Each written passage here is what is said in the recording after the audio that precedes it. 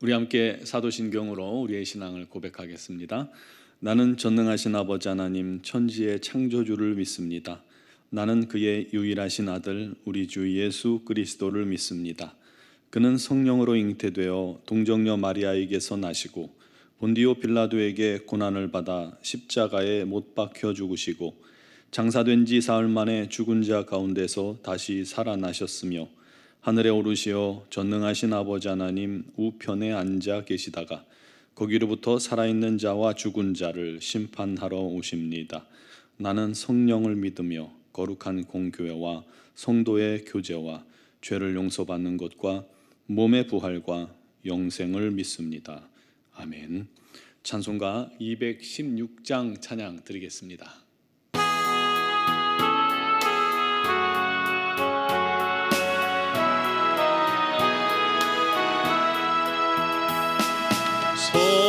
성자의 귀한 몸 날 위하여 버리신 그 사랑 고마워라. 내 머리 숙여서 주님께 비는 날 나무어 주님께 바치리까. 지금도 날 위해 간구하신 이 어떤 믿음이 아옵나니 주님의 참사랑 고맙고 놀라워 찬송과 기도를 쉬지 않네. 주님의 십자가 나도 지고 신실한 믿음과 마음으로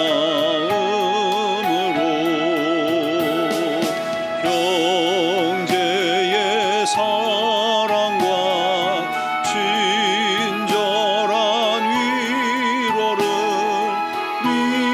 네게나 베풀게 하옵소서. 만 가지 은혜를 받았으니 내 평생 슬프나 즐거우나 이 몸을 온전히 주님께 바쳐서 주님만 위하여 늘 살겠네.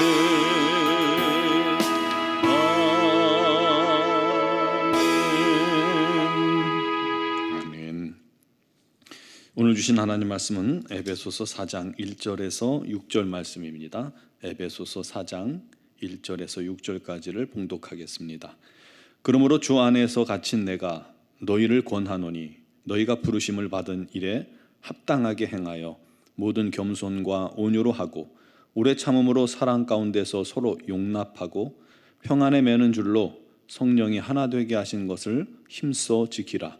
몸이 하나요 성령도 한 분이시니 이와 같이 너희가 부르심의 한 소망 안에서 부르심을 받았느니라. 주도 한 분이시요 믿음도 하나요 세례도 하나요 하나님도 한 분이시니 곧 만유의 아버지시라. 만유 위에 계시고 만유를 통일하시고 만유 가운데 계시도다. 아멘.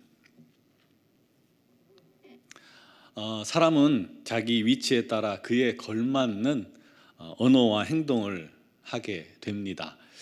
어린아이 때는 엄마를 의지하고 어리광도 부리고 또 할아버지 수염도 당기기도 하죠. 그래도 어리니까 다 이해하고 허허 웃고 지나갑니다. 근데 어른이 그랬다가는 큰일 나는 거죠.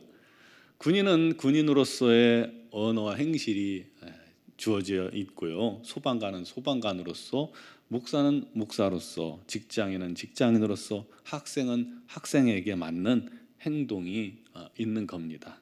또 나이에 따라서도 다릅니다. 언젠가 한번 느긋한 그 중년 신사신데 이렇게 인격적으로 생기셨는데 이 입만 벌리면 말끝마다 욕이 나오고 저급한 언어가 튀어나오더라고요. 듣기에 굉장히 어색하고 불편했습니다. 만약 자기 위치에 따라 요구되는 언어 행실에서 벗어나면 때로는 비난을 받기도 하고 불이익을 당하기도 하고 자기가 선 그 자리를 잃을 수도 있게 되겠죠. 예를 들어서 군인이 상관의 명령에 불복종한다든가, 직장인이 기분 좋을 때만, 좋은 날만 출근을 한다든가, 목사가 맨날 취해서 다니고 그런다면 당연히 그 모습 가지고는 더 이상 그 일을 감당할 수가 없겠죠. 마찬가지입니다. 우리 성도들도 성도에게 맞는 상냥하고 친절한 언어와 거룩한 삶과 또 사랑이 바탕이 된 섬김의 삶이 필요합니다. 1절에 바울이 말합니다. 그러므로 주 안에서 갇힌 내가 너희를 권하노니 너희가 부르심을 받은 일에 합당하게 행하여. 바울은 복음을 전하다가 옥에 갇히게 되었습니다. 그래서 주 안에서 갇힌 내가라고 말하고 있는 겁니다. 여러분, 우리도 범사에 무슨 일을 하든지 주 안에서 행하기를 바랍니다. 그게 성도의 삶입니다. 주 안에서 행하는 모든 일에 복이 됨을 기억하시기 바랍니다. 바울이 성도들에게 그렇게 권면하고 있습니다. 너희가 부르심을 받은 일에 합당하게 행하라. 누가 우리를 부르셨습니까? 하나님이시죠. 하나님께서 우리를 구원의 자리로 초청해 주셨습니다. 부르심을 받은 우리가 믿음으로 주님 앞에 나아가 죄사함 받고 구원받고 하나님의 자녀가 된 것이죠. 거룩한 성도가 된 것입니다. 그것은 우리의 영적인 위치와 신분이 완전히 변화를 받았다는 것을 의미합니다. 엄청난 변화가 우리에게 주어진 거예요. 그러므로 이제 우리도 더 이상 과거 죄인으로서의 삶이 아니라 하나님의 자녀답게 사는 삶으로 변화되어야 한다는 겁니다. 하나님 자녀다운 삶을 살지 못한다면 곧장 우리에게 어떤 일이 생길까요? 손가락질 받는 일이 생깁니다. 비난의 대상이 될 수 있는 겁니다. 오늘날 기독교가 사회에서 이렇게 손가락질 받는 이유가 그것입니다. 우리 믿는 자들이 믿는 자의 삶의 본분을 행하지 못하기 때문입니다. 부르심에 합당한 일을 행하지 못했기 때문입니다. 그래서 바울 사도가 부르심을 받은 일에 합당하게 행하라 하고 권면하는 겁니다. 이 권면은 오늘 우리에게도 주신 권면입니다. 합당하게라는 말의 원어 의미는 다른 들보를 하나 세우다라는 뜻을 가지고 있어요. 즉 그리스도인들은 삶 속에서 이 세상과 다른 기준이 필요하다는 것입니다. 똑같은 기준을 가지고 그들과 똑같이 살 수는 없는 것이죠. 군인의 삶이 다르고 공무원의 삶이 다르듯이 성도의 삶이 다른 거예요. 그렇다면 그 다름의 기준이 뭘까요? 하나님 말씀이죠. 오늘 말씀 2절 3절에 이렇게 말합니다. 겸손과 온유로 하고 오래 참음으로 사랑 가운데서 서로 용납하고 평안에 매는 줄로 성령이 하나 되게 하신 것을 힘써 지키라. 부르심을 받은 성도가 지녀야 할 덕목으로 이렇게 말하고 있습니다. 겸손입니다. 지금은 우리야 겸손하라 하는 말이 너무 당연한 듯이 들리지만 당시 에베소 사람들에게 있어서 그 사회 분위기는 겸손이 우리가 생각하는 그런 겸손이 아니에요. 그들의 겸손은 비열한 마음 그리고 노예 상태를 의미합니다. 그래서 그들에게 겸손은 미덕이 아니었던 거예요. 지금의 겸손은 미덕이지만 그때의 겸손은 노예 상태임을, 굉장히 비열한 마음 상태임을 고백하는 거예요. 그런데요, 예수께서 그런 분위기에 오셔서 사람들을 직접 친히 섬기는 삶을 살아주신 겁니다. 섬김의 본을 보이신 거예요. 그거는 제자들과 당시 사람들에게는 굉장히 큰 충격이 되었겠죠. 왜 그러셨을까요? 그들이 진리의 길을 알지 못하니까 진리의 길을 직접 보여준 거예요. 이게 맞는 길이다, 이게 진리다라고 본받으라고 보여주신 겁니다. 보여주시지 않으면, 그 길을 가지 않으면 뒤를 따라가지 않기 때문에 길을 직접 보여주시고 길을 내주신 것입니다. 따라서 성도는 주님 가신 그 길을 조차 겸손해야 하는 것입니다. 교만과 허영은 패망의 지름길입니다. 교만과 허영의 길은 낭떠러지 길입니다. 둘째는 온유함을 가지라고 말씀합니다. 이해심이 깊고 사람들에게 아주 정중하게 대하는 것, 이게 온유함입니다. 온유는 비굴함이나 나약함이 아니에요. 마치 벼가 익을수록 고개를 숙이듯이 내면에 강함을 가진 자가, 심령이 강한 자가 상대방을 더 존중하고 배려하게 되는 거예요. 바로 그게 성령의 열매이기 때문입니다. 아무나 온유할 수 없어요. 성령의 열매를 맺는 자가 온유한 자입니다. 세 번째는 오래 참음입니다. 이것은 죄인을 대하시는 하나님의 성품이시죠. 우리 하나님께서 우리를 오래 참지 않으셨으면 우리 모두도 이미 심판받고 지옥 한가운데 떨어져 있을 겁니다. 그런데 우리 하나님께서 오래 참으시고 기다려 주셔서 오늘 우리가 이렇게 하나님의 자녀로 서 있는 것입니다. 얼마나 감사한지 몰라요. 오래 참음, 이거 성령의 열매 아닙니까? 복수하지 않습니다. 요즘 보복운전, 보복심리 뭐 그런 말이 굉장히 많은데 성도는 답답하리만큼 오래 참고 기다리는 사람입니다. 하나님 닮아서요. 예수님 닮아서요. 넷째는 사랑 가운데서 서로 용납하라고 말씀합니다. 오래 참음을 넘어서는 것이죠. 참는 차원을 넘어서 오히려 사랑으로 용서하고 용납하고 받아들이라는 거예요. 이거 오직 사랑이 많은 사람만이 가능한 것이죠.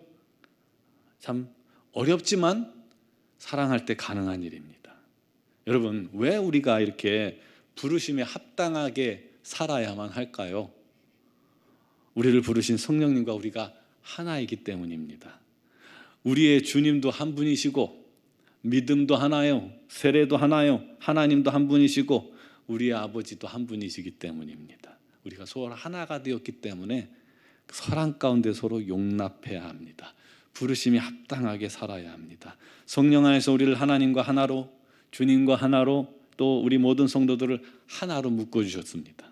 따라서 주 안에 있는 자들은 당연히 하나님 닮고 주님 닮은 삶을 살아야 하는 겁니다. 우리 모두가 이 부르심의 은혜에 감사하고 이제 더욱더 성도답게 거룩하고 순결하게 성결한 삶을 살기를 바랍니다. 오직 주님 닮은 사랑으로, 주님께서, 우리 하나님께서 우리에게 주신 그 사랑으로 모든 사람을 사랑하고 섬기고 겸손히 행하는, 오래 참고 품어주는 그런 은혜가 있길 바랍니다. 우리 언어행실 삶을 사람들이 바라보면서 사랑의 주님을 우리를 통해서 발견하고 만나고 우리 하나님의 사랑을 발견하고 만나는 그런 은혜가 있기를 주님의 이름으로 축원합니다. 기도드리겠습니다. 사랑하시는 아버지, 죄인이었던 우리를 억만 죄 가운데서 우리를 건지시고 불러주시고 택하여 주시고 하나님의 자녀 삼아주시니 감사합니다. 예전의 삶을 이제 다 버리고 청산하게 하시고 오직 우리 하나님께서 우리를 부르신 그 부르심에 합당한 열매를 맺는 삶이 되게 하여 주옵소서. 그마저도 우리는 부족하고 연약하여 할 수 없사오니 성령께서 우리를 덮어주시고 우리에게 귀한 마음 주시고 겸손하며 오래 참으며 섬기며 사랑으로 하나 되는 은혜가 있게 하여 주시옵소서. 믿음의 주여, 온전케 하시는 주여, 우리가 주님과 하나 되었음을, 예수님과 하나 되었음을, 성령님과 하나임을, 하나님과 하나임을 날마다 기억하게 하시고 아버지 하나님, 나의 행실로 우리 하나님의 영광을 가리우지 않게 해주시고 오직 우리 하나님의 영광을 드러내는 삶이 되게 하여 주시옵소서. 우리 노원중앙교회를 통해서 영광 받으시기를 소망하신 하나님, 우리 교회 위에 날마다 우리 하나님 풍성한 은혜와 사랑이 넘치게 하시고 성령의 충만함이 가득하게 하여 주시고 우리 하나님의 기적이 나타나게 하여 주시옵소서. 사랑하는 우리 고순석 안수 집사님, 우리 하나님께서 그 심령을 붙드시고 치유의 강선을 발하여 주시고 강건케 하시기를 원합니다. 힘겨운 투병 생활 중에도 우리 하나님께서 날마다 능력을 더하여 주시옵고 마음의 평강과 기쁨 주시고 오직 주님만을 바라본 그 심령에게, 그 가정에게 우리 하나님의 풍성한 은혜가 가득하게 하여 주시옵소서. 여러 가지 질고로 말미암아 어려움 당하는 성도들, 사정과 형편으로 아버지 하나님께 간구하는 모든 심령들, 우리 하나님께서 그 모든 기도를 들으시고 응답하여 주시옵소서. 특별히 노원중앙교회가 오직 우리 하나님의 영광을 드러내는 복되고 영광스러운 교회 되게 하시고 우리 교회를 통해서 우리 하나님의 놀라운 뜻이 이루어지게 하여 주옵소서. 미얀마 양권 한인중앙교회도 동일한 은혜로 충만케 하시고 김은경 범한균 선교사님과 이선희 양은순 선교사님의 모든 사역에 성령의 기름을 부어 주시고 감당할 수 있는 지혜를 주시고 능력 주시고 건강도 주시옵소서. 오늘도 주님 앞에 나와 믿음으로 간구하는 모든 사랑하는 성도들을 주님께서 붙드시고 성령으로 충만케 하시기를 소망하며 예수 그리스도의 이름으로 기도드리옵나이다. 아멘.